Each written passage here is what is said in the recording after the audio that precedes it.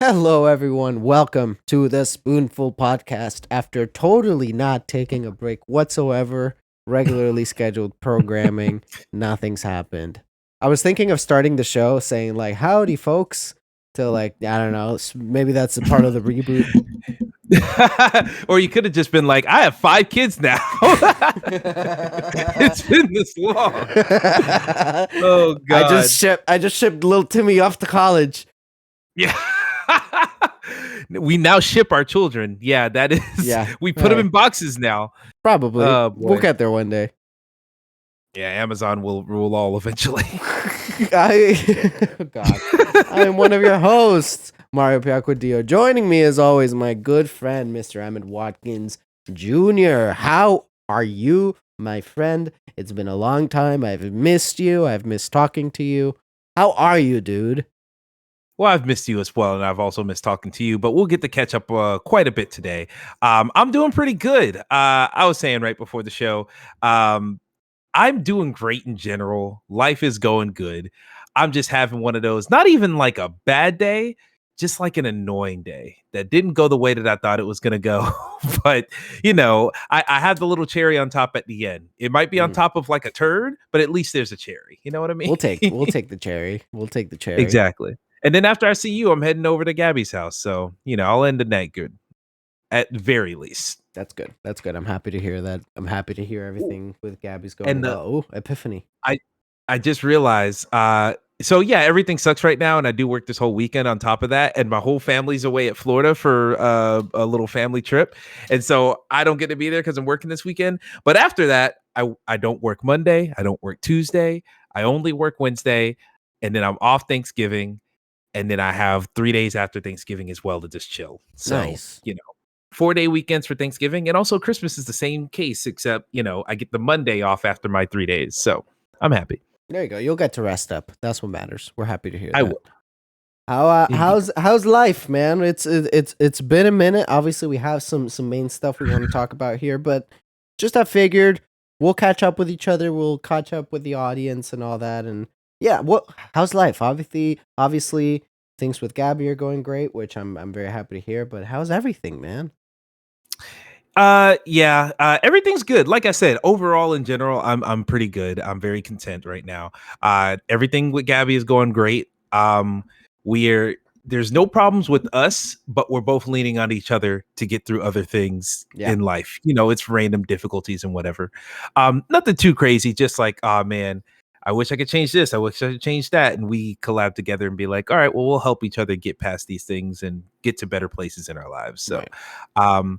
so yeah, that's doing great. Not too long ago, I am glad. I'm not glad we took such a long time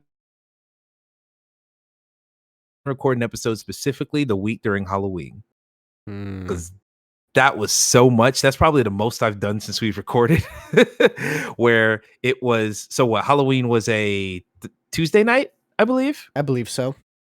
Yeah, so Halloween was Tuesday night. Before Halloween even happened, the weekend before, that Saturday and that Sunday, One Music Fest happened in Atlanta. Cool. And we had been planning on going for months and months at this point. It was me, Gabby, my friends Aubrey and Richard, and completely independently from us, I found out that my sister and 2 of my cousins were also going. So it was a big, everybody was here. Everyone was at my house, so it felt like, everyone I love is under one roof. It felt really nice. So that whole weekend was a lot of fun. Saw Kendrick a second time. Awesome. Which, that I had to do that. Everybody else, that was their first time seeing him, so I was like, I'm glad to be here with everyone else, for them to be able to see this happen. So I saw Kendrick again, saw a lot of artists. I saw Jadakiss and Fabulous. I'm a big Jadakiss fan, so I was really excited to see him. I saw, really, One Music Fest is, all right, let me say it like this: the exact opposite demographic that a Warped Tour would be for. Okay. Listen, that's great. Yeah, that paints a very vivid picture. So, Kendrick was the headliner the second night. what is it? Janet Jackson was the headliner the previous night. Sick. So I got to see her tear the house down. She had That's like a sick. damn near 2-hour set. It was great. She brought out J. Cole by surprise. Oh man, It dude. was so cool. And she brought out like other folks, Jermaine Dupri and whatnot. But like J. Cole coming out, I was like, I can't believe I got to see J. Cole and Kendrick back to back. It was very nice. So yeah, I got to see a bunch of artists, got to see Thames, got to see what is it? I got to see Megan Thee Stallion in person. That's hell yeah. That's awesome. Yeah. How's that? I like her a lot. Megan Thee Stallion has been someone whose personality I've always liked, but whose music I was like, I don't hate her music, but I never find myself in the mood for it. But now when I listen to her stuff now that I've seen her live and do some of these songs live, I feel like Megan is a very authentic artist. And even though she is playing a character, part of that character is absolutely who she is deep down in her soul. So it doesn't feel like it's artificial, where a lot of the people who are rapping in a similar way or rapping about similar things feels like it's very much a character. For her, it is a character, but that's also absolutely who she is. And it's very nice. And it's kind of a perspective that I understand and empathize with more. And now I'm like, all right, I listen to this and it doesn't feel so vapid and over the top anymore. It feels like, all right, I feel you, girl. I feel you on like a human level. So yeah, became a fan of her, became a fan of Coco Jones, R&B artist that I found out about. Well, I've known about her. You might know her from the Disney Channel original movie, Let It Shine. With what's his name? With the guy from Everybody Hates Chris in it. I know. Tyler James Williams? Something like I think that. that's his name. Yeah, something like that. It's He's definitely also one of those where it's elevator. like 3 first names for a name. Yeah, for sure. Absolutely. One of those. Yeah, indeed. But yeah, she's grown up a lot since being in that movie. She has a whole ass career. She's nominated for like a Grammy or 2 right now. She's great live, and I figured, oh man, I love her music now. So I've been listening to her album on repeat for the last few days.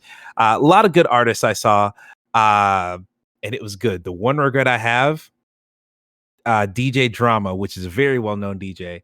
He had a set happening like an hour before Kendrick's set, and it dipped almost all the way through all of Kendrick's set. And I only know that because my cousins went and saw that set, and then they came for Kendrick and only caught the last like 20 minutes. And the reason I regret it is because 2 Chainz was at that set, Killer Mike was at that set, fucking what was it? Waka Flocka was at that set. Whoa, okay. Like 2/3 of 3-6 Mafia was at that set. I think Juicy J was somewhere else, probably in another Katy Perry video or something. It sounded like an insane set, and as someone who already saw Kendrick, that might have been a better bang for my buck. But I wanted to be there with everyone else, and we were really close for Kendrick too. We stayed early and just got in really early and moved ourselves to the front, so we got a good look at him. So it was really cool. It's Kendrick. Really cool. It's Kendrick. You can't really go wrong. You can't go wrong. Yeah. No regrets there. Sweet, man. Indeed. That's awesome. Is that have you been to other types of festivals before, or is that one of your first fest experiences? First festival ever. Nice, dude. It was surreal in that, there's a lot of artists, but it's also like, it's not just 3 stages to stand at. There's a shit ton of food vendors. There's a bunch of places to drink. There's a bunch of places there's ad stations to take pictures next to Febreze and all this other stuff. It was really, really cool. And Gabby had been to festivals like this. Aubie as well, been to a bunch of festivals like these. So, they kind of showed me the ropes a little bit, but it was really good. I'll give a quick shout out to Island Noodles and Funnel Cake guys. They were 2 food trucks there. Island Noodles I'm going to be thinking about for a long ass time. It's literally just every vegetable you can think of and like chow mein. And then you can choose to put teriyaki chicken on it or not. And it was good as shit. I'm in. Yeah, it was. And because it was just that line moves the quickest of anything else in the entire place. Yeah. So easy ass prep, man. Exactly. Here you go. Throw it in a takeout box and go. And then Funnel Cake guys was just, caramel crunch with like cinnamon toast crunch flakes sprinkled on it. Yeah. Like they had a bunch of novelty funnel cakes. They're really good. So yeah, that's what I did that weekend. And then immediately went to work on Monday morning after Kendrick got done. And then after work, I went back to work on Tuesday only to meet Gabby at her house because we went back out for Halloween night until like 3 a.m. Or no, we left the bar at 2 a.m. I had to work at 6. Yikes, man. Yeah. And I'm not gonna go into detail, but I had to do some nursing to health once we both got home after Mm, that. So I didn't even get to sleep all 3 of those hours. yeah. I've been So I'm there. glad we didn't record that week. Yeah. I've been the worst I've ever done man, like 5 or 6 years ago when I still worked at Starbucks, right? Friend of Mhm. mine had a birthday party. It wasn't anything crazy, just like a few of his closest friends. He rented out a hotel room and we were Oh, hanging out, vibing, doing things in the hotel room, right? Chilling out. hell And yeah. I opened the next day, right? In Starbucks, which if you open in Starbucks means you gotta get there at like 4-ish in the morning. God. And it was a situation where I was in the hotel room and I'm like, oh, it's like 2:30 in the morning right now. I need to go home and change and go to work. And that was a very rough Rough day. experience and not a good day and headaches. Like a hangover sucks, right? Like a hangover is not Mm, fun. A I'm aware. midday, I haven't even gone to sleep yet. Hangover, like I'm just coming down from drinking. Where it hits you Hangover, live. yeah, it hits you like in live time. Brutal, man. Ugh, Absolutely brutal. can only imagine. Well, you get to open, so you get to leave earlier. So hopefully you're out of there by like, I Oh don't know, yeah, 1 something. I was out at like 2 o'clock, and I'm pretty sure I crashed until the next day. So Yeah. I feel those were that the days. entirely. Those were the days, Hell yeah. dude. Like in general, like life changes in my life. We've covered that extensively here on Spoonful, but like it's unbelievable how I used to be somebody who would go to bed at 4 in the morning every single day, like no, like legitimately no exaggeration. If I saw the clock before and it was 2 in the morning, my reaction is like, I got time. I'm good. I'm chilling. I still got time.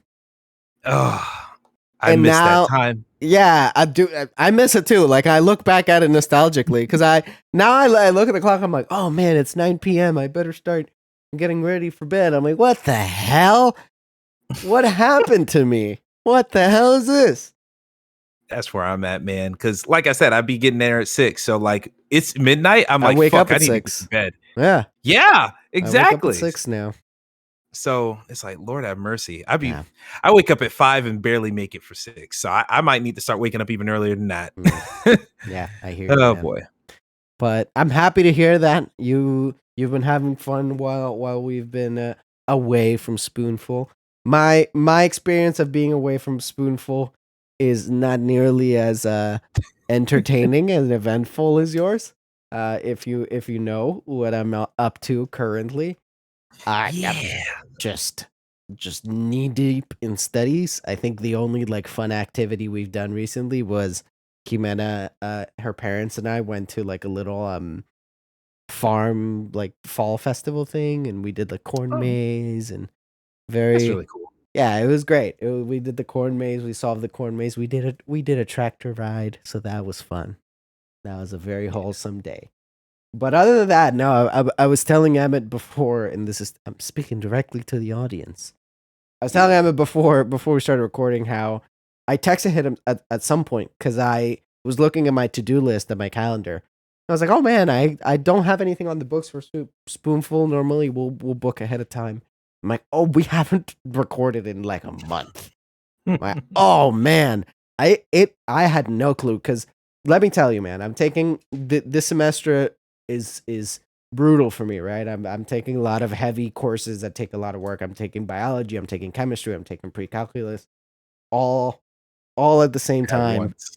Yeah, and in the stretch between we last recorded and now, I had a stretch where I had an exam for all like my midterms were all on the same day. Oh, So I was just totally running all over the place. Like wake up, study, go to bed, thinking about studying, wake up and study again. That was my life. pour up drink, headshot Yeah, drink. pour up, study. Yeah, dude. Yes. Oh god. So dude, trust me, like the last month has been like insanity for me, but fun. I'm still enjoying it. I'm having fun. It's just been busy. I'm like sort of trying, if people are seeing on YouTube, sort of trying kind of to grow facial hair. I figured I You've would. done it. You're not Thank trying you. anymore at this point. Thank you. So essentially what happened is I decided I was done with having top hair because I'm thinning up there, and I knew that was gonna come for me at some point because every male of both of my families is like bald. Like, okay, at some point, it's gonna come get me, right? And I've kind of known it since I've been young, and I've always had the philosophy is like, as soon as I start noticing, I'm just gonna be done with it. I don't mind shaving my head. I'm cool with shaving my head. So evidently, I started noticing the thinning. I'm like, okay, I'm just gonna start shaving my head regularly, like I used to do when I was like a teenager, because that was my look or whatever. I'm going back to that, and I was bored. I'm like, let me try, since I don't have top hair. Let me just like not touch my facial hair for a few months and just see what the hell happens. So we're there. Yeah. It's still a little patchy in a few areas, but I think it's all right. It's I think filling it's out. okay. Like I told you right before we recorded, you look you look older in a good way. Thank People you. don't I'll always take like it. hearing that, but you look grown. I think that's the phrase It's you like, want. man, you've aged a lot since last Yeah. episode. Yeah. All 5 of those kids, they're all 28. Yeah, man, they all finished college before I did. Oh boy. But God. overall Fast track. good. Everything's great. Humana and I actually just had our 1 year engagement anniversary, so that was very, very lovely for us. Hell yeah. Good And shit. Good shit. yeah, Love to thank see it. you, thank you, thank you. Other than that, man, just plugging away at it. I beat Spider-Man. I played a game and I beat it, which is Woo! great. Hell Good for yeah. me. I beat Spider-Man 2, and I also beat Rogue Legacy 2. Fantastic game. Holy shit. Oh, what a Okay. great You're game. really in it. Oh, what a great Huh. game. Got obsessed with that, let me tell you. Mm-hmm. Yeah. I'll say in the meantime, I mean, you're doing better than me right now. I've had Spider-Man 2 for like a week now. Mm. Still have not even booted it up. I I've beat just well, not. I don't blame you. Last we spoke, I had like my Starfield dreams. I'm like, I'm gonna just dive deep into Starfield, and that's what I'm gonna do. And I did for like 2 days, and then studying got crazy. Played a Mhm. little bit of Liza P.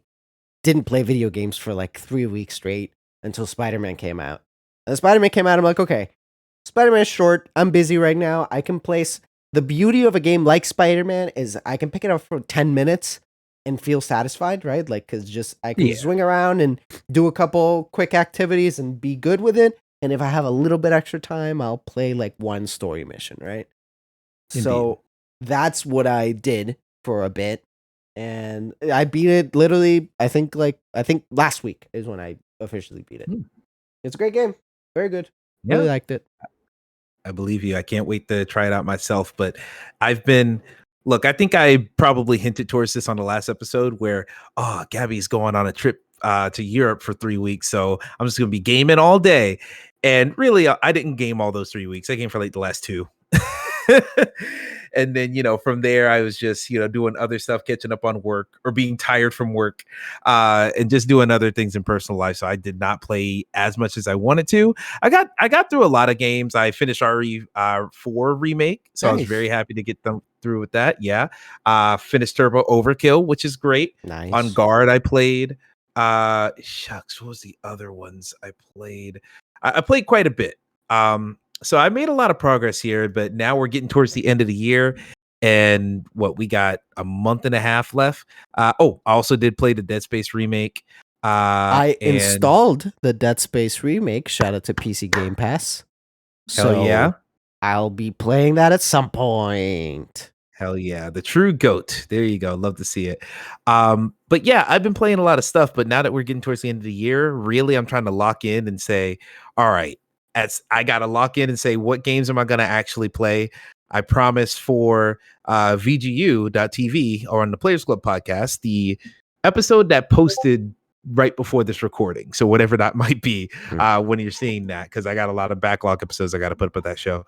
I promise we promised a long time ago we were going to play, an entire franchise. We all chose different franchises. Someone I know, Al, they changed their game from Mega Man Battle Network to Uncharted. So That it's seems a a lot. little, yeah, Yeah. okay, a little Well, easier. There's a crazy person that picked Yakuza, if I remember ah, correctly. yeah, yeah. Yeah, Well, the I series that has like 45 different games that are all like 70 hours each. look, I was bullish. I was like, look, I'm a real gamer. I know what I'm capable of. Then I'm I in a had to big go and fucking persona. It's like, oh man, oh woof. Okay. look, this it's all on me. I chose the wrong year to fall in love if I wanted to beat all those games. Yeah, I fair played enough. Fair last enough. time I touched Yakuza, 2 hours on Steam Deck on the flight from Boston. Yeah, you can't be in love and play the whole Yakuza series at the same time. That just doesn't Yeah. work. That doesn't Unless you're work. in love with cause what is it? Cause Kazumakiru? something. I Almost said his name listen. wrong. But yeah, so Yakuza didn't work out. I have decided to change it because this is a very easy one for me to check off since I've played so many of them. I'm gonna play through the entire Call of Duty series, the entire Whoa, main life interesting. series. Okay, And it that's a sounds lot like of a lot of games. games. All right, it sounds like a lot of games. So I gotta play Call of Duty 1, 2, and 3. Right. I've already played 4 Modern Warfare, already played World at War, already played Modern Warfare 2 and Modern Warfare 3, Black Ops 1 and 2 and 3. I've played Infinite Warfare, Don't forget the I've played Black Ops Advanced 4 Warfare. campaign. Um, that didn't really have a campaign. If I really got to run through It the little didn't. like I'm just time messing with you. trials, Yeah. exactly. There's cutscenes in there, but I ain't doing the time trials to get 5 stars and see them. I did all those campaigns. So really, all I'm doing is Call of Duty 1, 2, and 3. I think I said I'm gonna play through Modern Warfare 2 Remastered. That Mm, came out a little while back. Just so I can play something in that era during this sequence. And Modern Warfare 2 that came out last year, I need to play through. I don't Modern think I'm Warfare gonna play 3, Modern. who that's apparently garbage. Yeah, it's apparently garbage. So I don't think I'm even gonna count it. I Cool. am not spending $70 on that just so I can say that I played them all. I will wait till Game Pass at the very least, but I might never play that campaign. Sounds irredeemably bad. Sounds like it. I did a as a total aside. I did the sensible thing when I saw that Modern Warfare 3 was receiving a lot of hate, right? And that it wasn't very good and very poorly received. And then I remembered that they had said that they were gonna do the no Russian mission, and I'm like, there's just when they said that, I was like, there's just no way that in the year 2023, after everything we've been through, you're gonna release the no Russian mission. And then I looked at it, I'm like, oh, it's a cutscene of a hijacked plane. Like, my guy, you Yeah, could have just not said anything. it could have But been an better, email. like, I guess I'll take it, but I'm I like, mean, you can't ham it up like we're doing no Russian and then not do no Russian. But also like you can't do no Russian. Anyway. yeah, it's one of those things where like it's the nostalgia they're trying to get on is Modern Warfare 2. And what are the things you know about Modern Warfare 2? We have all the maps from Modern Warfare 2, so check that. And then what else? Okay, certain moments in the campaign have to happen. Soap has to die, and Yeah. fucking So pass to innocent people die. have to die by your gameplay hands. And it's not pleasant, but it is what it is, and it's a different twist on it. And I don't know, that entire campaign just seems not is bad, not because creatively it was bankrupt, but because how many ideas can you have in less than a year? Yeah. So, you know, Very, it very, very true. sucks. Fair enough. Pour one Okay, out. so it's not that many games, so that's it seems doable. It seems doable, but you know, I got to play all those Call of Duty games, and those are pretty reasonable. I got to play Spider-Man 2, and then all these other games that I want to play that came out this year. What I bought Dead Island 2, got to play through that. Jedi Survivor, got to play through that. Also Oh, bought good that. one. I don't have other games that I bought that I am. Oh wait, fuck, Forspoken. I bought Forspoken a while back. I bought that with Dead Space and still haven't touched it. Rough. Um, at Although least those I three. said it at the time as somebody who was more excited for Forspoken than most people out there when it was leading up, right? And when Mhm. it came out and it was kind of a dud. I did say on this show that that just seems like an Emmett ass video game. Like it just seems like Yeah, the kind of shit that you'd be like, it's great, I love it. and that's precisely the reason why I said, "Hey, I'm Yeah, gonna pick this up and you know not be all about it, but at least like investigate it. So there's just a lot of games in my quote unquote library that I've picked up or have through Game Pass. I got Gumbrella on Steam Deck. I haven't even played all the way through. Ah, yeah, I played that demo, and that demo was super fun. Yeah, it's really good. So I just don't know what I'm gonna do. I'm gonna play as much as I can, but I gotta be realistic. I'm not Totally. gonna get through everything. It's just a Same. question of what's gonna fall behind. Yeah, I feel the same way. There's a few games like, putting Starfield aside and like Lies of P aside, which I think Lies of P is the next game that I'm like, okay, I'm gonna whenever I have some free time, I'll play Lies of P because the beauty of Souls and Souls like games is that similarly you can pick it up for not that long and like advance just a little bit and still feel okay. Yeah. But the games that are coming up that I've already missed that I haven't bought, the ones that ache the most, right? Like the ones that I really wanted were like Armored Core 6, which I really want to play because I love From Software, but when am I going to find the time and or money? I want to play Viewfinder because I really enjoyed the demo and I Yeah. love puzzle games like that. But the two that are upcoming ish that I'm like, man, I really want to make time for is Alan Wake 2, right? Alan Wake 2 already 2 is Yeah. obviously already out. I really want to make time for that. And it seems like it's not a gigantic game, so I'm like, I feel like I could, but also it's a game that it's very story heavy, so I definitely have to focus on it a lot.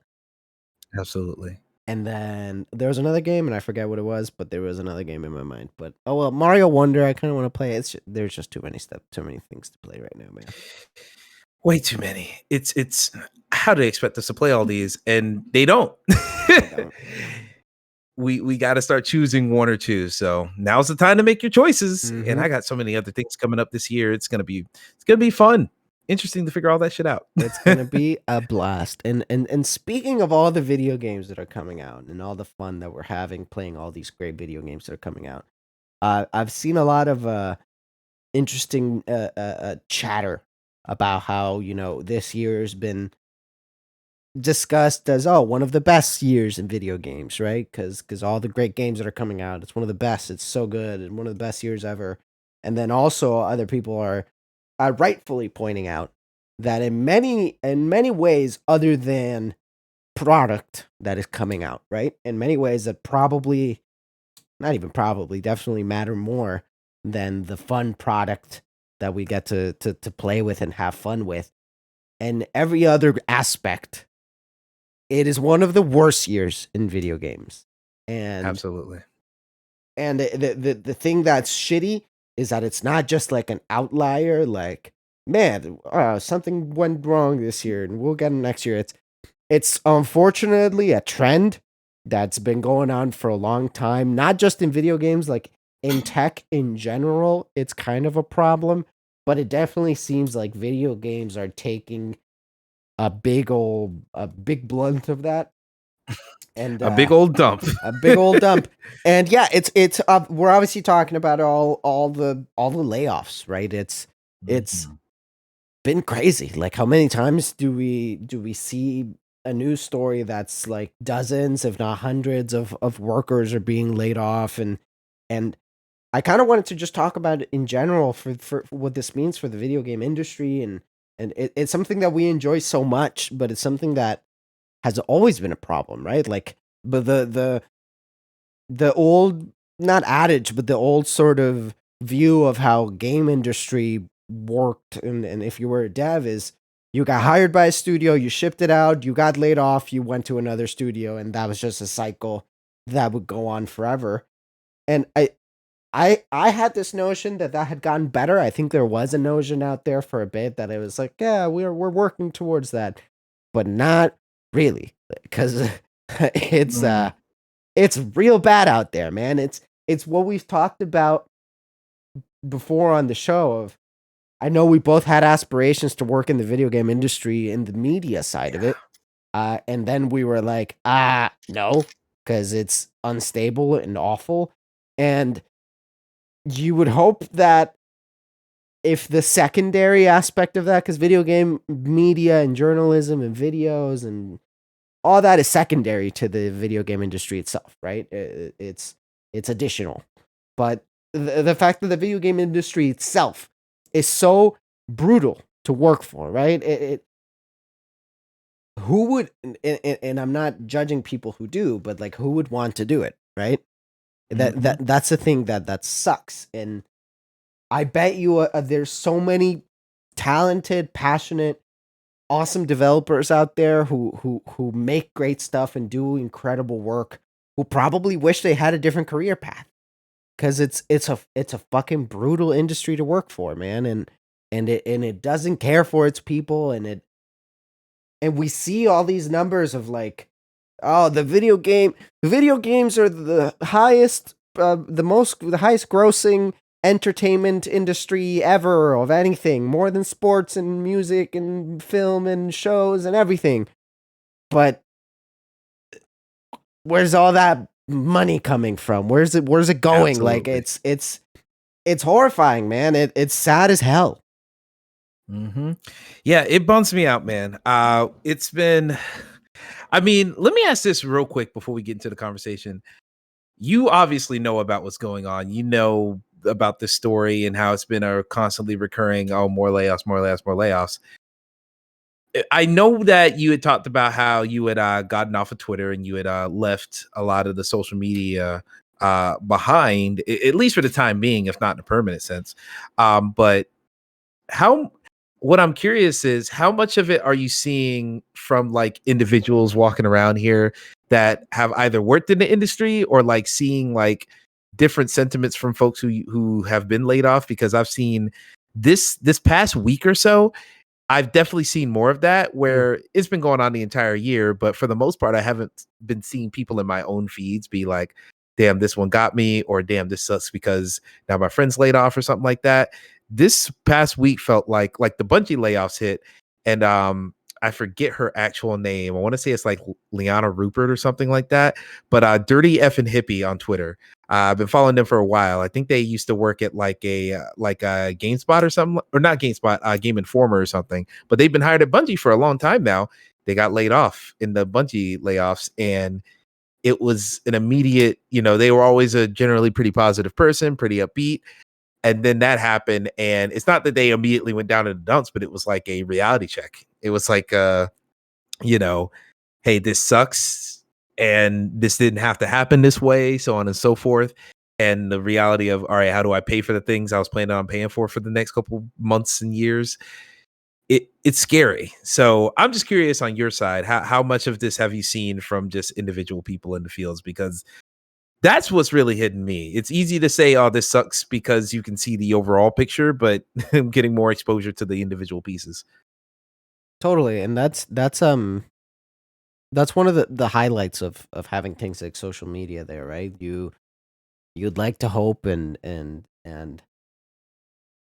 don't know, in an ideal world, being able to hear the voices of the individuals actually affected by it can hopefully bring something good out of it, right? Some sort of change, or enact something, because you're right, it's a different thing to like read a headline, and it's a totally different thing to like know people who are going through it, or see people who are going through it and hear their personal story. uh for me, most of my exposure that I've gotten through it, because I still haven't really come back to social media, most of my exposure has been through either, reading the news, or a lot of videos that I've seen about it, and whether it's like a Kind of Funny Games daily or something like that. I have a general idea of what's going on, and a majority, and I've heard and I've seen compilations of some personal stories here and there, but I'm definitely not in the weeds, right? Because I'm not on Twitter, I'm not on Instagram, and I'm not seeing these things like as much, but I know of it, right? And Yes. I've heard of people who've been affected by it and stuff like that, and yeah, it's a big old bummer. I bet it's an even bigger fucking bummer to see it happen when you're on Twitter. I bet it sucks even more. Yeah, it's it's a lot more directly like frustrating, because it seems, I don't know, it's a couple different factors I feel like is leading up to this. First off, it's not just the video game industry. It's, hey, a lot of industries are not doing great right now. Um, which is why you see all these strikes and things happening. It's why you see the SAG-AFTRA stuff happening, the Writers Guild, Right. even like Starbucks and other places like that, all trying to go towards unionization. because when corporations are getting when things are getting tight in a corporation, the first people that suffer are the workers. That Yep. is always the case. They don't raise prices to piss off the consumer because the consumer can always leave. But for the people who work there, that is their livelihood. They're going to try and stick with it as much as they can. So the first thing that happens is they get away. They fuck with their livelihood. So the situation is very volatile right now for most people in this American economy, at least. But for video games specifically, it is a situation where any young industry is very dangerous to work in Yeah. because you think about, we just talked about SAG-AFTRA and the Writers Guild. People have been writing things forever. People have been in movies for 100 years, maybe even more if you want to get technical. But because of that, they've had all these years to say, all right, we need to put this in an official capacity. We need protections. We need to make sure the workers are done right. So there are processes that everyone has to go through in the film industry if you want to make a movie. And you can not use those processes and get a bunch of amateur actors. But if you want the big names, then you got to adhere to these rules. And so there's a standardization set for everybody because just about everyone in Hollywood's in a union. Mm-hmm. The game industry is so young. The first the video game industry wasn't much of anything until like the 70s, Right. maybe even like the early 80s, if you want to call that. So it's been what, about 50 years now where we've had a consistent video game industry that has been employing hundreds, thousands, now millions of people. We haven't had the opportunity quite yet to put those protections in place. Now those conversations are being had on the regular, but up until now it's been, oh, I'm just lucky to make toys. Like everyone's so appreciative, feeling like, their job is such a cheat code to be doing the thing you love for the rest of your life when you don't realize it is a job. It's a job, And man. Yeah. yeah, the people above you aren't gonna, do anything special for you just because it's a really nice job and it's really cool that I get to work with all these brands and properties and make gameplay mechanics or write stories, and that's the thing I like to do. They are still gonna pull the rug out from under you if they need profit. And so there's been a lot of CEO bloat as far as their payments go. People at the top don't need to be getting paid that much money. And also a lot of companies have just been ran incredibly poorly. Yeah. I was watching a documentary, THQ Nordic, or just THQ before Nordic got involved. I was watching the story of how THQ fell under, and everyone understands the UDraw tablet. That is really the Basically it. UDraw tablet. Yeah, that's basically what killed them. That tablet did gangbusters on Wii. Then they made it for PS3 and Xbox 360. No one bought it. It didn't sell anything, took the company under. But before that even happened, the company was apparently being ran very shoddily. There was one side of the company that was making all the children's licensed games, and they got to do whatever they wanted because their games always had a quick turnaround. They could make a profit, and they were very dependable. The other side is where all the big AAA Metros and Darksiders and all that stuff, those games were profitable, but it would take 3-4 years for those profits to be seen because that's what a game actually takes to make. And so they both had fighting because they saw games in a different way than the other side did. And that conflict led to, the children's games division has free reign to do whatever they want. So they made this tablet that killed everything. And then the company's dead. And then, hey, all these games that were right at the edge of being finished, they finally get pushed out by other people who bought the IPs, and they become massive successes. Metro Last Light made all of the lifetime sales of Metro 2033 in one day. Brutal. But THQ didn't live to even see it. So you got situations like that have been going on. Now you got Epic, who's been spending way more than they've been earning for the longest time because they said, if we spend enough money, we'll be able to flip Epic Store into this big successful thing. But their methods have proven false, and now they got to get rid of everybody and shut down. Well, they didn't shut down Bandcamp. They sold Bandcamp. Let me get specific. But they might as well have shut it down because all the people who are unionized in Bandcamp got laid off. So, Epic Games has been fucking up. All these other companies, speaking of THQ, they're under the umbrella of Embracer Group. Yeah. And Man. Embracer Group, they had that big deal with Saudi Arabia fall through, and they ended up not getting that, I think, $2 billion investment. But you don't behave as if that investment is going to come through. Now they have to cut 50% of their costs. You know how crazy it is to have to cut 50% of the cost of an entire company? They've already laid Insane. off 1,000 people Yeah. of throughout all their studios. What is it? Volition is closed. The Time Splitters developer, they just got back Free Radical Design to make a new Time Splitters. Now they're about to close. They've been given the heads up because in the UK, you got to give them a heads up before you just lay them off. So, all these places are closing because of incompetence at the top. And yes, I understand that things are rough in every single industry a little bit right now. But in games, for all the money they talk about, for all the money that was there 2 years ago during COVID, no one invested it properly. Yeah. And here are the results of that. So Yeah, it's very frustrating to watch. it is, man. And what sucks is that it obviously a lot of these things are a bigger issue, in a bigger conversation of capitalism and all that, right? Like that's obviously Yeah. it takes big part of it, but yeah, the thing that's most frustrating is that it definitely seems like just a big majority of it was just so avoidable. It's all driven by greed, right? It's kind of hard to say it another way.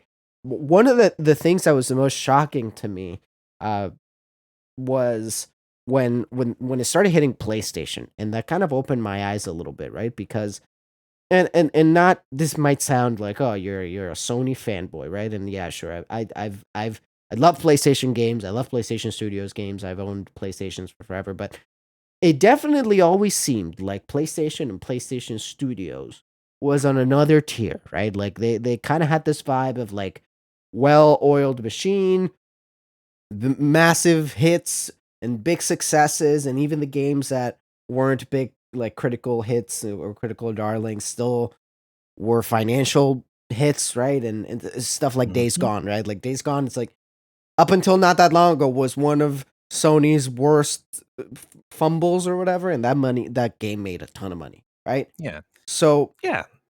it always seemed like PlayStation had it figured out. And going back to this idea of just mishandling by top brass, and what I feel like is greed, really brings it home of the whole games as a service model, right? It games as a service became a thing because it's more profit, and it's constant profit, and it's profit all the time, and it's the evolution of microtransactions and loot boxes, and and everybody was chasing that high for a while, right? And it's still kind of not really over. And then what opened my eyes is that it seems like as soon as PlayStation started deciding we're gonna get into games as a service, is when shit hit the fan for them too, right? And then the fact that man, the fact that Bungie just laid off what, like over 100 employees is Yeah. is crazy, man. It makes no sense because they were just acquired by Sony, right? So they just had like a nice big old good paycheck because they just got bought out. That's the first thing. Secondly, Destiny has been like the example of games as a service done right. It's the like essentially the first games as a service, right? It Mhm. ushered in a new era of gaming and all this, and Destiny was such a swan song and such a success, and Destiny 2, and Bungie's independent and they're doing all these things, and oh my god, this is possible, and everybody's chasing after that dragon. And here we are, man. Yep. And so it's so frustrating to see, like, okay, like, so you guys didn't need to do this, right? You guys did not need to do this. You guys didn't need to be Fortnite. And guess what? Even Epic, who is like, oh, they're Fortnite. They're on top of the world. They're making all the money. They're fucking laying off people too because they got greedy and they're like, we're gonna buy all these other studios and we're gonna beat Steam. What? Man, Mhm. why? Like, why? Insane. Why? Like, really? You're not happy with like the billions of dollars that Fortnite is making? You have to also be Steam now? and and all these things just compile to where we're at now, and it's so frustrating, and it makes me think of Nintendo, Mr. Iwata back in the Wii U era, the famous news story of when Nintendo was doing very not good during the Wii U days, right? Where for a while it was thought that they were going to stop making consoles and just ship their games to PlayStation and Xbox. Like that was a possibility for a bit. And Satoru Iwata, who was the CEO at the time, the president of Nintendo, took a pay cut. Like Mhm. how what CEO currently in America would take a pay cut?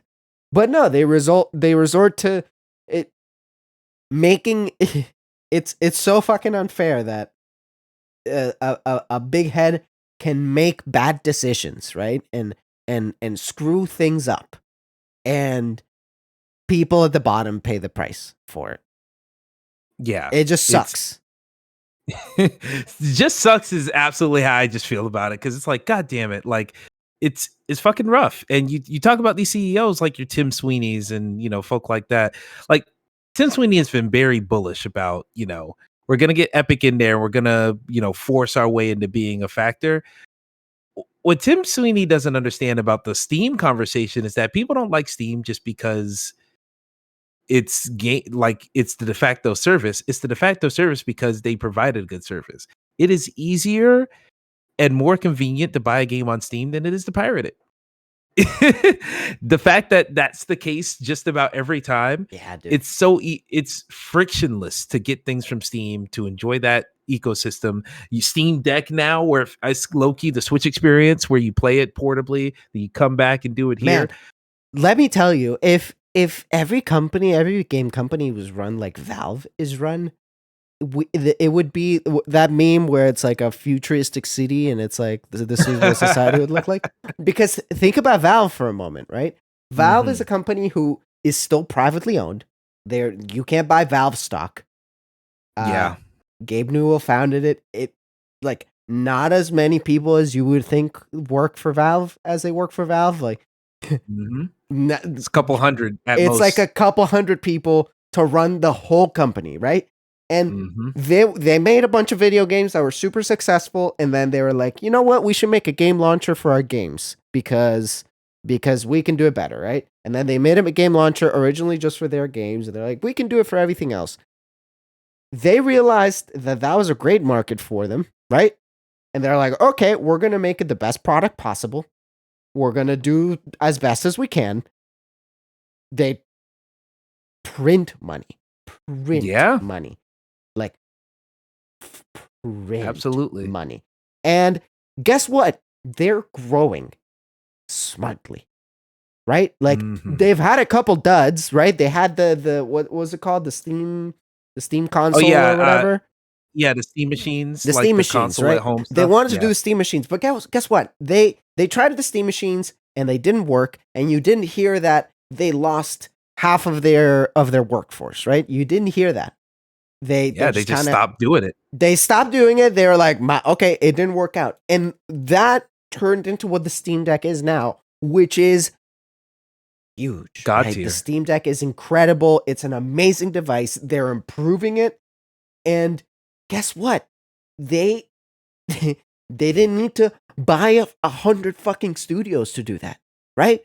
They didn't go up. They could buy Activision if they wanted to, but they didn't because they don't fucking because they're smart and they're run smartly and they're run by people who make good decisions and seem to care about the people that work for them. And that's just such Mhm. a great example of like they're still making a shit ton of money, like an insane amount of money, and they're still They taking care are. of people and they're still delivering a good product. And sure, they have some iffy stuff with like Counter-Strike gambling or whatever. Like I'm not saying they're a perfect company and they're incredible, but Yeah. at the very least, they're not doing reckless shit and leaving people out of a job. Mhm. I feel like that's the bare minimum, and I feel like the reason they're special at this. Now, I will say, like you said there towards the end, Valve isn't a perfect company, Not at and all. I'm gonna link to this video from People Make Games that came out a couple months ago Oh, about yeah. how it really is over at Valve, where it might not be as completely glamorous as you would think. There are some issues, but the reason that they're able to have the successes that they're having is, who do they answer to? In the case of Valve, everything they do, as far as like entire company wide initiatives and everything they do on that level, is for the betterment of the product, is for the betterment of what the customer wants, because they understand, or they believe at least, that what the customer wants is their utmost paramount importance. You give the people what they want. When you talk about all these other companies, they're all publicly traded. They don't answer to any customers. They don't answer to even themselves as far as what they want in a Yeah. creative way. It's just profit, They profit, answer, profit. it's just profit. And so that's why you get places like PlayStation, where it's like, they're not saying, they don't think, okay, people love Uncharted, people love Last of Us, people love Spider-Man, people love all these great single player projects. We should keep making that. They might think that, as far as like, all right, that's a way to keep the ship running. But the people that they actually answer to want more. They don't want consistency. They want excess. Yeah. And the only way you can think of making excess when the thing you're doing is already good is to do something different. That's why they go to live service, and that's why they got up on this bandwagon. But speaking to excess, when you talk about games of service, that wants an excess of time from everyone who plays it. It is very hard, as someone who tries to do this a little bit, it's very hard to play multiplayer games and to feel fulfilled whenever I'm hopping into these games, because I'm not sitting here for several months coming back every single night to Modern Warfare 2 or to Destiny or to Fortnite or to Apex Legends, though I do plan to go back into Apex. They finally got cross save, so I'm excited about that. Hell yeah. But yeah, very excited for that. Didn't know that. Yeah, it's weird though, because it's like they're doing it in cycles. So I'm just logging in every day to hope that I finally got a notification, but better than nothing. But they're trying to get people to keep playing these games all the time. And what they don't understand is, during the COVID era, it was a lot easier to get close to everyone playing your game all the time, every time, because you couldn't go outside. You couldn't do other stuff in the world. So why not hop into another match of Fortnite or whatever? Now people have lives. And not only do they have lives that they want to live and just entertain themselves outside of the house, it is harder to just make a living. People are working So much more. harder. Yeah. Yeah. People are having to do more just to keep their heads above water. So there's less time for entertainment in the first place. So of course that money's going to dry up. And of course people aren't going to want to play these games as much. So it's just frustrating to see all these companies fail for things that, look, for me, as someone who has been on the internet my entire life. Okay, that's not true. Been on the internet for a large majority of my life. It's very easy for me to see the patterns and put things together and see why things are failing. I don't understand why these people and companies who have access to all the information I have, if not way more information that I Probably way have, more. Yeah. yeah, yeah.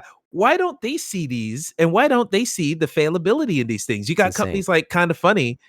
They, I know Tim talked all up and down about how they run Kind of Funny to make sure that everyone is safe and provided for.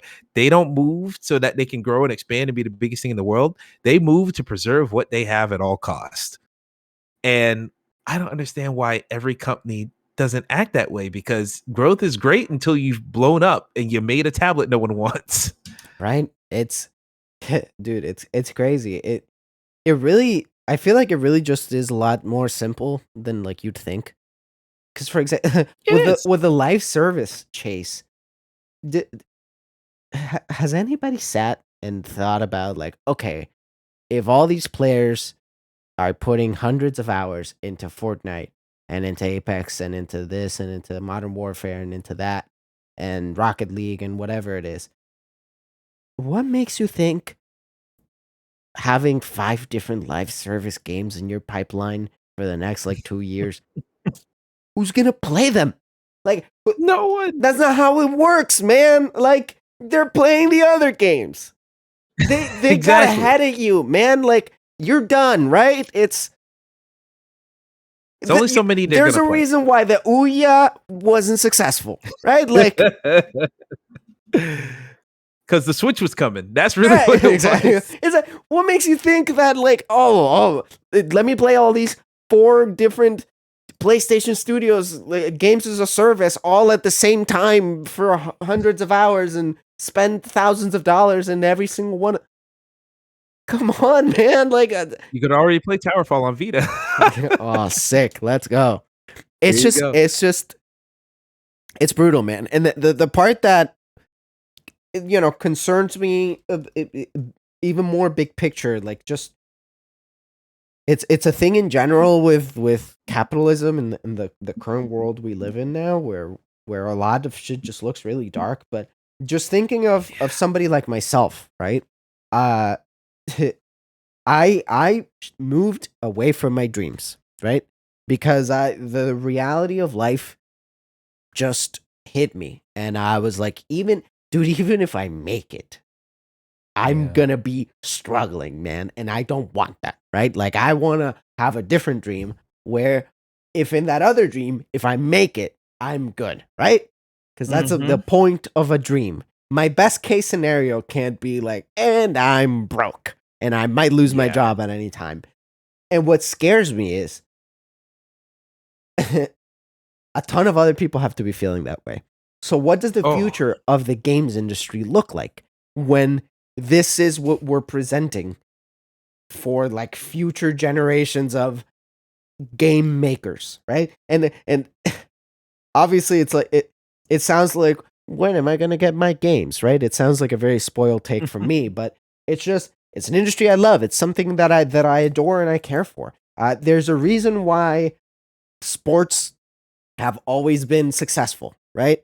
As somebody who's also a big sports fan, is because if you're a little kid and you love basketball and you want to play basketball one day, is it really difficult to make it to play basketball? Sure. Absolutely. Yeah. Yes. It's not easy to become an NBA player, right? Not at all. Your odds aren't great. But if you make it, if you're an NBA player, even the lowest paid NBA player in the league, you are a millionaire. Congratulations, right? And when that's the goal of the industry is going to thrive, and there's still chances for people to make it, and it's an upward trend. If I'm a little kid and I'm like, oh, I want to make the next God of War, right? I want to be the next Cory Barlog, whatever. It's like, okay. And in 10 years, it's like, oh, okay, if I make it, I might lose my job in 2 years. Yeah. You Absolutely. know? It's brutal. It is brutal. And you said about the whole following your dreams thing. I've been in the same boat. And we've talked about how we've both been in the same boat, where it's like, for me, I've come to the conclusion that, like, all right, that's maybe not a dream worth having. I'm still in limbo on what that next dream is. But what I feel like the future of the industry is going to be a lot of us who are disillusioned, disenfranchised, see through the shimmering prettiness of the industry and see how it actually is, thanks to stories like these. What I think it's going to take is some restructuring on a complete and total level, where you see there's so many of these studios popping up now where, we all used to work at X company, and now about 20, 30, 50% of that company got together, and now we're making a smaller studio. And now we make, instead of making this 400-hour RPG that you're supposed to play forever with daily quests and whatnot, now we're making this like 15-hour little story, or maybe a little beat 'em up or a little shoot 'em up or whatever. And it's a nice, fun thing. You play it, you're done with it, and it lives in your memory if it really sticks with you artistically. But you're on to the next thing. And people are afraid of that because they're like, hey, where's the profit in that? It's not about you make one game that pays your bills forever. It's about you make something that you care about right now, put it out into the world, hope people vibe with it. You get the check from the sales. You get the check from the Game Pass check when it goes on there. You get the check from the PlayStation Plus check. You get the Epic Store payout when they give it away for free. And then by the time all those checks have come around, you're almost ready to put out the next game. That is hopefully the ideal. Now, I'm talking very simply as if I know how to do any of this stuff. But from the outside looking in, it seems like that's a better way to do it rather than sit here and depend on, oh, if our player count goes to 0, the company's closing. Like what happened to Lawbreaker Studio? They made Radical Heights right after that, and then people didn't really play Radical Heights that long, and the studio fucking shuttered. So there has to be better ways, and honestly I think that is the way. Even when you talk about these multiplayer games, like Fortnite's cool, and what Fortnite has become is very fascinating to me, where it is, people talk about it like it's the metaverse, the closest thing we have to it. And It in really that is. lens, it is, yeah, and there's some merit to that argument, but I also think there's merit to Fat Princess on the PlayStation 3, where I played that online forever. There was no ranks, there was no battle pass, there was no, unlockable costumes and whatnot. The game was what it was. I played that for several hours, but about 30 hours of me playing that, 40, maybe 50, I never came back to it again. But it's stuck in my memory. I think we should stop aiming to have games that live forever on your dashboard and have games that live forever in your minds. Because if it lives forever in your mind, you might buy merch. You might buy the exclusive limited run version that comes out when it's physical. You might buy, all the other stuff for it. And if it sticks in your mind long enough, you might remember who made it and buy their next game and their next game and their next game. I want more developers to focus on that, because even if it is a multiplayer game, don't worry about them playing it forever. Worry about the time that they are playing it to stick with them as long as possible. Right. And that takes quality. And that's harder to measure, which is why they don't do it. But I think we'd be in a better place if, people just had that philosophy when it comes to making games. And honestly, I also talk about, I just said about how the studios are, breaking in the smaller studios once layoffs happen. Even on the games media side, which is the side where we have talked about, we would like to end up more. So much of that is happening where, Oh the yeah. Kind of Funny and min maxes started the trend, but what Second Wind happened a couple weeks ago where Oh the yeah. entire For escapist, yeah, escapist, yeah. yeah, the entire escapist staff left and made their own thing. What Aftermath just happened where like Gita Jackson and a bunch of other folks, ex Kotaku and whatnot, got together and made their own site. There are people doing it out there. It just takes an enormous amount of effort, and it also takes just the ability to when you get laid off, it cuts off your future, but man, it makes you do a lot of shit in the present. Because before that severance runs out, you got to figure out something. You gotta And figure it so, out. exactly, you got to figure it out, but you have time to figure it, which is the nice thing about something like a severance, where people, what was it? Waypoint also did remap not too long ago as well.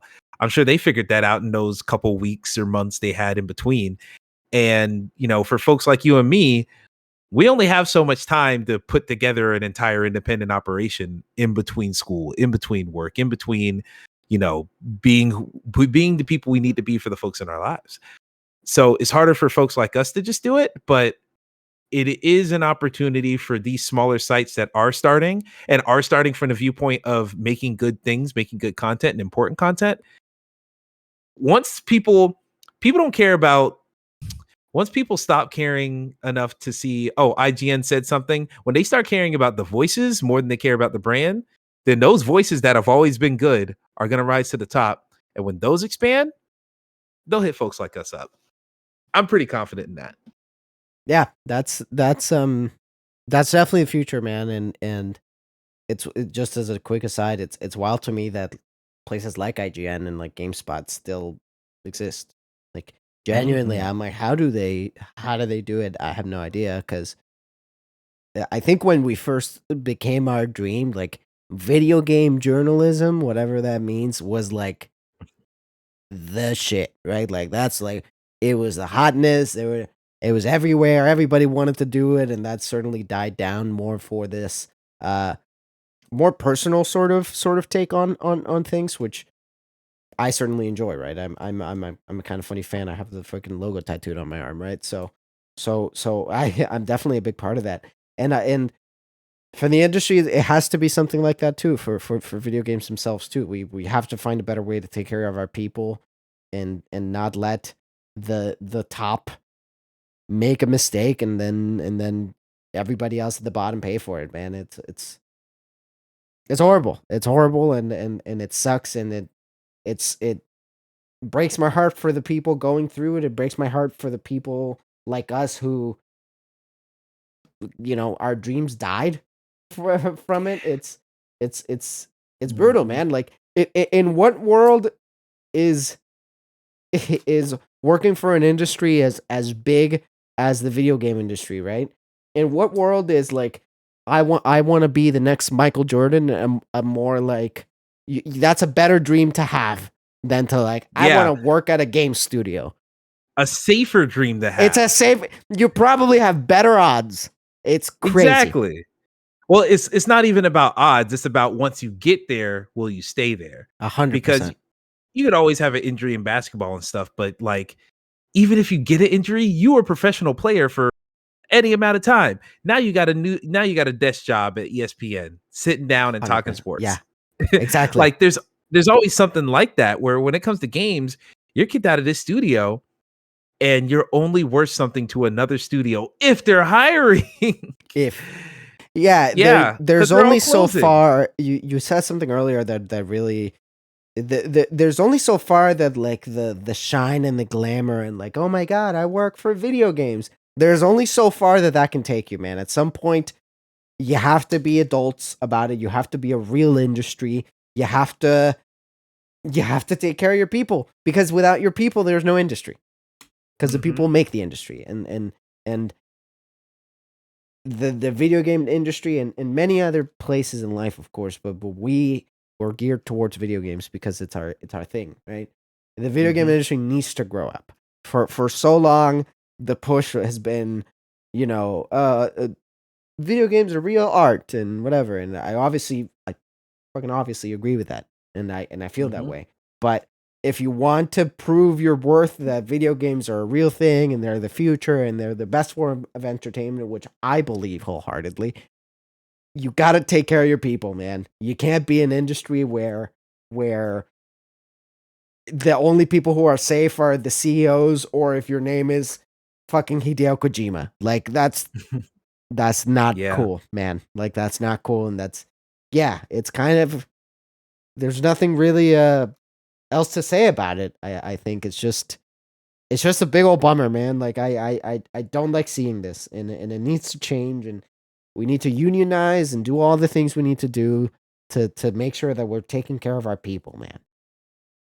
I fully agree, and I feel like one indication, one, like, glimmer of hope that I'm gonna see if I have or not, we talk about how games needs to change, and I think a really good way to show if games have changed and if the conversations and vibes that have been going throughout the industry due to all these layoffs, if we get to the Game Awards and there is any mention by any of the people coming on stage of, hey, everyone's getting laid off, maybe we should unionize, or even in a completely different unrelated note, all this the genocide happening in Palestine right now.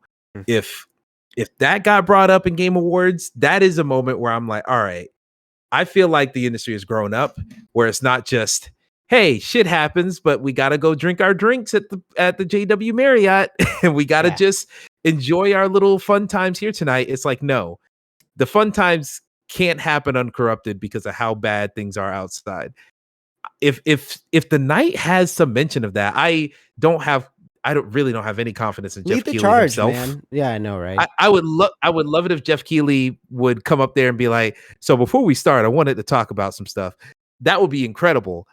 I don't see that happening. The most I have is that, people get up there for their award or people get up there to present and they make a quick reference to it. That's the most hope I have. But even that, I'm like, the Game Awards is such a corporate event. It is such a, yeah, we're here to celebrate the developers, but also we cut a deal with Namco Bandco. We cut a deal with Xbox. So maybe don't mention that we just laid off 200 people the week before. Yeah. So, And listen, it's I wouldn't have a lot of hope on it either, but what a fucking awesome statement that would be, right? To, like, mhm, have the biggest night in gaming, which is like the fucking trademark name for the Game Awards, right? How mhm, awesome would it be, in front of such big audiences, to take a step forward and be like, we're not standing for this, man. Like, this isn't cool. We're gonna, yeah, it'd be Like, shit's amazing. got to change. It'd be amazing. Mhm. And little things like that can start change. Like, it legitimately, they can. Mhm. Something's got to give at Exactly. some point. Yeah, and that would see so many eyes would be on that to where even if no one in the industry right now starts that change, someone out there who's watching the Game Awards might activate something in them for them to come up and be the voice that we're gonna need very soon in the future. Because we can't get excited about the future of games if so many people's personal futures are getting cut short for the same industry. So Yeah, man. Like, this is it's a this is lot. it's awful. And this is a very fanboy thing that I'm gonna say, but I think it's indicative. If fucking Naughty Dog, Naughty Yeah, Dog, man, like, if they're going through it, if we're all they're fucked. going through it, man, which they are, they're canceling games, they're firing people. Like, Naughty Dog has been like the example for Mhm. years. Like, the top of the top, the best studio with the best people. They make the best games, the highest quality, quadruple A. They're fucking going through it, and that's a really bad sign. Yeah, it's everybody, and it sucks. But I have to have a little bit of hope that I was telling Gabby this the other night, based off of everything else going on in the world. Um, I feel like we're in the cool zone right now, and if you don't know what the cool zone is, that is the moment in history that gets written about in books where shit is fucked up. But the worse it gets, the closer we are to the first step of it not being fucked up. Because I'm pretty sure it probably felt pretty fucking shitty in 1969 when MLK got shot. But couple months, about a year later, when the Civil Rights Act movement got signed into law, probably felt all right. So that is a wild ass thing to compare, considering we're talking No, about no, video no. game No, jobs. no, no. But that's what I told her. Video game layoffs and the civil rights movement are the same thing. You said it here. Good lord. Print that. Nah, but No, I'm but messing it's around. yeah, you're good. But it's the same analogy I used when I was talking to her about stuff that was on that level of importance. So I just used it recklessly low key. But that's the hope I have. The worse things get right now, the closer we are to some type of salvation, because humans are self-preserving. Humanity is self-preserving, whether we think so or not. We can only get so close to the edge before we let ourselves fall off. And so we're all gonna stop and decide to turn the car around sooner than later. I have to believe. Yeah. Like, I took an American history class last semester, and I really enjoyed my professor. I really enjoyed the class. And he kept repeating something throughout the whole class that is very true, and and is sometimes hard to see when we're living in our current life, where it just seems like everything's falling apart in every single direction. And is that Mm-hmm. change happens. It happens very slowly, but Yeah. change does happen, and it's always has, and it always gets better, and not as soon as you would want to, and not as better as you would want to, but it does. Things do change. It just takes time. So let's hope it we're getting sooner to that than not. Amen to that, brother. Amen to that. All right. This is where we like needle drop. I was born by the river. Yes, absolutely. Oh Absolutely. my Happy god. montage coming up right now, man. Inspirational. Exactly.